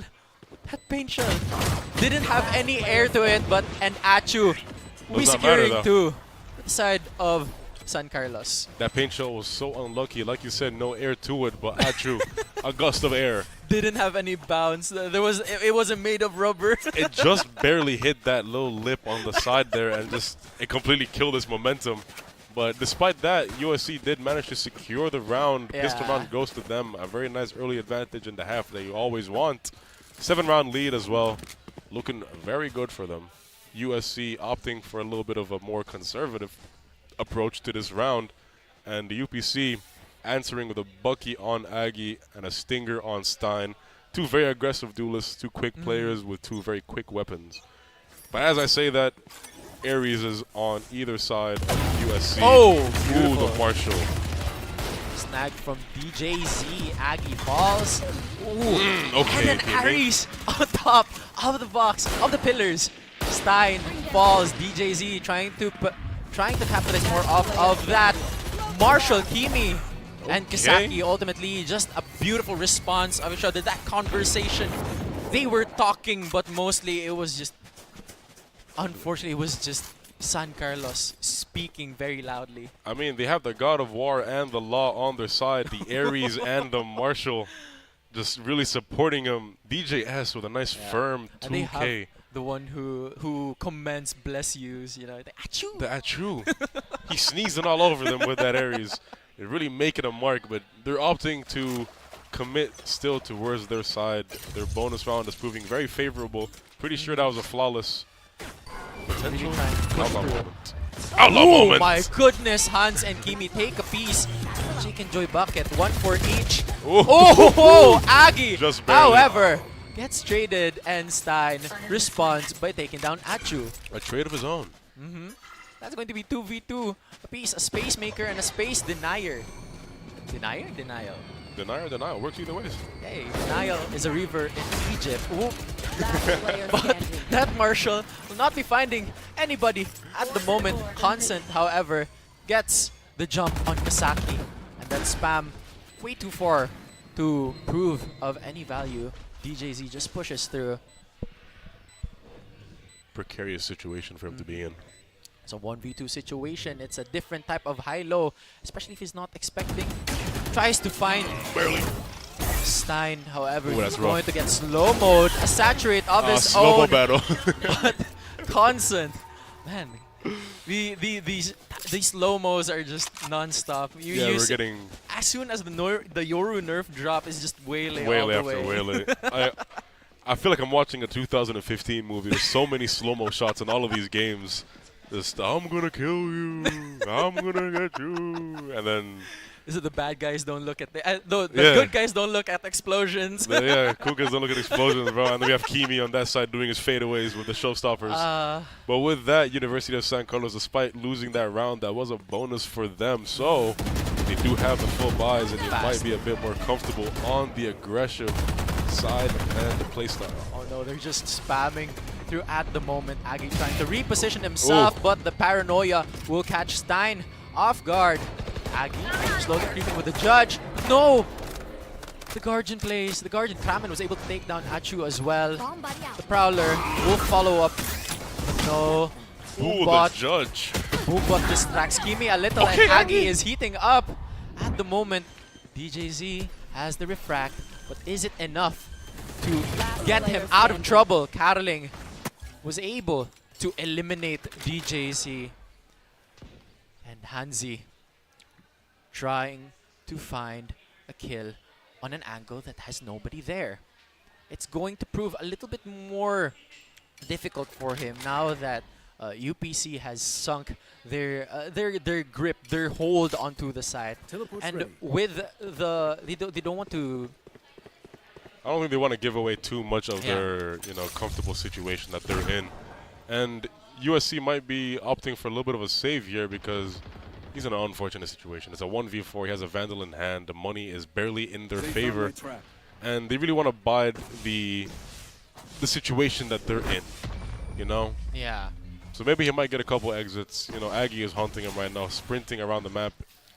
Hanzi does hear him. Oh my And he gets him goodness. last millisecond. A little bit of an economic way to do it, and very nicely done from him. Just to add a bit more to what you said, is it don't put your eggs in one basket. You Don't put all your eggs in one don't basket, put yeah. your eggs in one basket. You know how to cut your losses. Basically, just stop the bleeding at the moment, and hopefully you'll be able to heal yourself. It's just how the how it's just very practical. Yeah. Practicality matters a lot. But with that, UPC has 2 rounds in a row. The economy is very much in their favor. Very nicely done from UPC, really just keeping the space I mean, they and the do. momentum in their favor. Yeah, and you know they can afford to lose some rounds, but they don't really want to give back the momentum to the side. They don't really want to put the momentum on the side of UPC because it's just as dangerous as what they're doing. But a paint shell will be denying a saturate. Will go down, and Stein will find the value. Refracts away. It goes to show that he's able to get out of that trouble. And DJS tries to back up, but they're on their way to Seaside. The clash comes in quick. USC, they lose 1 man. UPC gets their advantage and just skedaddles instantly towards the Seaside. The speed at which they do that is absolutely spectacular. They just really flow as one unit. They get their pick and they're instantly like, roll out. Oh, I'm out. Peace out, man. We got our 1. Let's skedaddle towards the Seaside. one. I got my 1. Shout out Ward. Oh, Stein gets a jump on DJS. A little bit shrouded step coming in from Achu to confuse Stein a little, but will it be enough? It was. Tries to Clint Eastwood. Stein out of the game, and Kasaki will be holding down Waters. Ooh, Atru gets 1 on the off screen, gets a second. Caroling. Nope, that's a trade from Caroling coming through. Was not. Achu said, bless you. Caroling, thank you. Player standing. Hansen.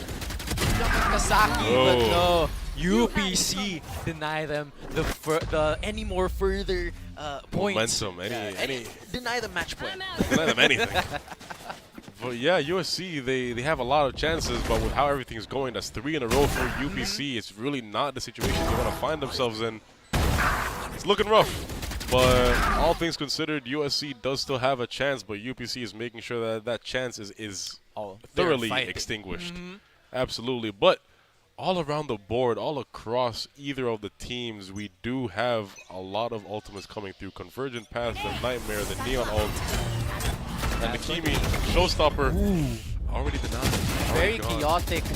Aggie falls, and UPC will have the man advantage. Convergence paths have been set. Disrupt is there. Will they find somebody? Kramen just posted all the way up. Gets a piece, gets traded by Kasaki, however. Hanzi sets up his trademark just to deny that area right there. Paranoia will be scaring Kasaki out of position. And the toxic screens will be set up.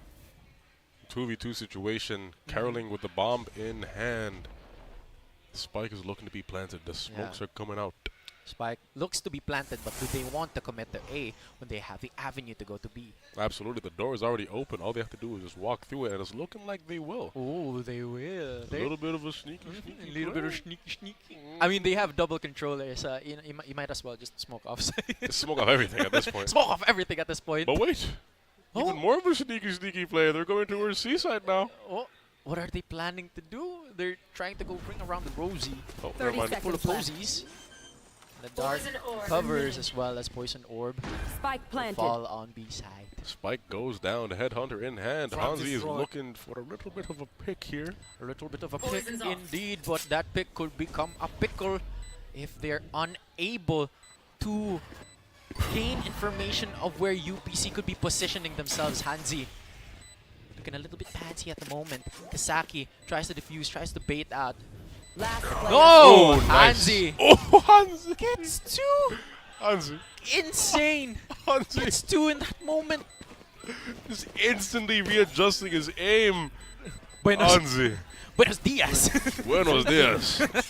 He was Bonjour. popping. He was not Clint Eastwood. He was the hitman. He was the hitman, and he does not need a bodyguard. Absolutely wonderfully done. Hanzi Kraven was posted. However, was not able to find another right there. Just Hanzi just reading off. He's so nonchalant too. He's so nonchalant. He just like, he gets 2 kills. He just flicks between 2 different people. He's like, yes, whatever. Yep, that's what I do. Check out It's my just knife. normal day. Yeah, and just like that, we have 4 ults on the side of USC on the Waylay Omen, Raze, and the Tour de Force. They could be using this to, you know, just really secure in the round. You want to play? Let's play. Fast goes down, light speed, saturate, refracts back. Oh, right, no direct stopper. impact. Timmy. Stone Kramen. That was Gets direct traded. impact. was no idea. There was no indicator as well, but no, Agi heats up, was able to deny Kasaki further action. And no, Nice. DJS Okay, DJS. smoking, caroling off. Smoking him out. Lights Uh-huh. out for him. And that's going to be Stein and Consi. Just trying to pray and hope that they're able When this to wall goes down, win as the curtains go down, but the curtains didn't even need to come off for Constant to be constantly taken off the board. Stein all alone. The big Stein. Big G, big dog, and he just falls. like that to is bless you, GG. Achu. a lot of ultimates were committed within that round, but to no avail. USC makes sure that their position in the playoffs is absolutely comfortably, spectacularly, and wonderfully secured for them. And just like that, the game goes to USC. Wonderfully played. A very nice 7-round lead all around. Just, again, they're giving us a show. Both of these teams back to back to back to back in the beginning. Back to back, indeed. Yeah, they were going back and forth Yeah. in the beginning, and it was really nicely done for the both of them. Then USC was like, all right, let's just lock it. let's just lock it. Then we're playing games. All right, guys, we gotta stand before we. And Heinz is Hansi. just heating up with that, the tour de force. Yes, I was about to say, Hansi is just on a roll with that tour de force. Exactly. With the headhunter as well. We have to keep in mind, that the trademark really did throw off really did throw. That ace was spectacular. Insane. Clip that, put that in a TikTok reel. That is absolutely amazingly done. Play that, pin that. Pin add that on to your profile. bio. Yeah. Just the link of it. I Yeah, did put this, that by link. the way. This was I me. did this in CES. I'm the one that secured that one. You know what I mean? Collateral for the ace. Come on now. Collateral for the ace, and Uh-huh. then you're going to add the song "The Toxic" by the Yeah. Very nicely done for the side of USC, securing their position within the playoffs. Hansi, wonderfully done. He's my prediction for the MVP, and without a doubt, I feel like I'm going to be right. But that, of course, is not without the rest of his team. Spectacularly done all around. USC securing a wonderful position for them, and just all around, they needed to make sure that they secured it, especially with their first loss in the first game of the day. They went against CDU and they secured it. They went against UPC and they secured it. And with that, we're going to be passing the mic to our wonderful, most esteemed, amazing host, Ren, to a little bit of an insight with Hansi. Match between those powerful teams, the USC and UPC, but only one team will prevail in the end. Of course, congratulations to UPC Fighting Maroons for keeping up the pressure of that match. And now, I am joined by the MVP of the game. Let's welcome Hands One of USC Warriors. And guys, congratulations for that win. And now, are you ready for that chikahan? Because we will have our chikahan after that match. Hands One, kamusta man? It felt good winning against UP and in the playoffs this season. So happy for you guys. And my question, Hands One, you guys were the finalists from last season, and you are finally qualified for the playoffs this season. But guys, you still have a long way to go. Can you discuss your experience na karon shaky ang inyong start, or actually say tough ang inyong start, but you guys are slowly climbing to the top again? I can say that it was an experience. What are your thoughts on that? Last season, we also had a lower bracket run, but we still managed to secure a final spot, and I think we can do it again this season. That was a wonderful answer, Hands One. But you are the MVP of the game with a KDA of 23-10-7. And now I'm gonna ask you, what are your tactics and thoughts or mindset to pin down the enemy and get the win that you guys deserve today? We were just enjoying playing the game as a team. No negative vibes, just playing the game for fun. For my follow-up question, what did you guys expect for the playoffs, man? This future playoffs. It's our first time playing lower bracket, but I think we can manage to eliminate our opponents. managing is the key to success. Thank you for that, Hans Juan. Thank you for allotting your time to be here. Congratulations. And now, to give us final analysis of the matches today, I will now give the mic to our pogging casters, Mr. Fantastical and Radical, and for the deep voice, for the deep dive, Zico. Casters, the stage is yours. You see the shock on our faces? That was spectacular. That was wonderful. Thank you, Ren, for that amazing interview. That insight of it. I mean, they're saying they're playing for fun, but they were playing for more than fun. They're playing for picks. They're playing for rounds. They're playing for everything that they can while still having fun. You saw the smile on his face, securing the game for them. Yeah. Wonderfully done, leaving us in shock. I mean, at the end And of the just day, like that. it's just a game, man. Just a game, man, but play of the game, MVP, everything that you can put it under. Hansi with a 350 ACS. I guess you could say Hansi was really handsy, especially with the tour de force on chamber. Oh, he had a lot he had a lot of wonderful plays. How come he's MVP though? Like, what did he do? What do you think that he did to deserve that kind of position? Oh, he Because did a lot. I got a couple notes. Not just with the picks, but with how he's able to stave off the pressure for his team. Absolutely. I mean, other than the staving off the pressure, he's just every time he gets a tour de force. Yeah, we're seeing so many highlights of the tour de force in hand, just popping all the Crondoliums he can. Really making sure that here it is. Oh, yeah, Look at his face. yeah, that ace Headhunter. right there. Another one. Come on, Beautiful. man. Hansi, you can't do that, man. Masterful. Oh, we also have to give credit to Kramen, with his 4K, but it got a reversed 4K as well. Everybody's getting their roses this time around. UPC and USC, both sides gave us a spectacular show all across the board. Just everyone was really pulling their weight. Yeah. But I mean, it's a game of tug of war, and USC was pulling harder. Their weight was absolutely overwhelming for the side of UPC, and they secured the game. Just like that, the playoffs position is for USC. The highlights are, it's even on both sides. All the plays were spectacular. Yeah, they actually really did perform quite well. However, it seems that USC were just able to dismantle more from the side of UPC. And as we can see here, Hansi with 23 kills, followed by Achu, 19. Kimmy following up with that space denial. We really see him just stepping it up, and DJZ with that disrupt. As well as Kasaki for gaining early information with that hunt. Really did hunt a lot of people from the Maroons.